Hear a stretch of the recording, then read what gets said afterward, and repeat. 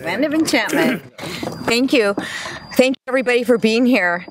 The truth is, I've been warning my district about this crisis since the day I got sworn in.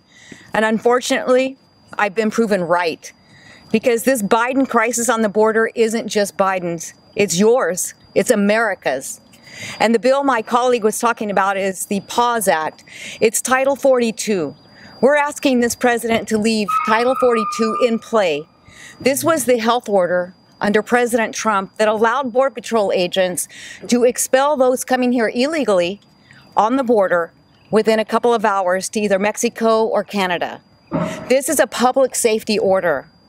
And I can't think of one person in this country that hasn't been affected by COVID-19. I'm sure some of you in the press have a friend, a family member who's been affected, maybe even died. So while we've sat for the last year with our masks on and our doors closed and our kids not being educated, trying to flatten the curve and do all these things that our government has mandated us to do, it is reckless, it is selfish, and it is harmful for us to now turn the blind eye and allow illegals into this nation that we know have been exposed to or have COVID-19. I, for one, have had a sister in the hospital that went through surgery. I couldn't be there with her. Her children couldn't be there with her. Why? Because of COVID. I've had countless people call my office because their loved ones are alone in senior living establishments. They cannot see their loved ones on their dying beds because of COVID-19. And now, to open the border and think this is somehow a good idea is a terrible idea.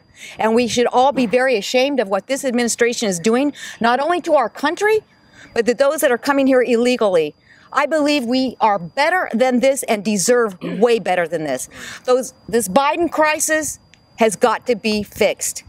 And I'm standing with my colleagues to tell them just that. Shame on this administration for putting the lives of the American people at risk, greater risk. Our first responders, our seniors, our small communities. And it's not just government that's affected. It's not just the sheriffs talking about it. It's all the ranchers and farmers in my district, 180 miles of border. There are holes in the border where now illegals are coming through. So try leaving your barn at night and carrying a gun because of the illegals that are hanging out in your yard.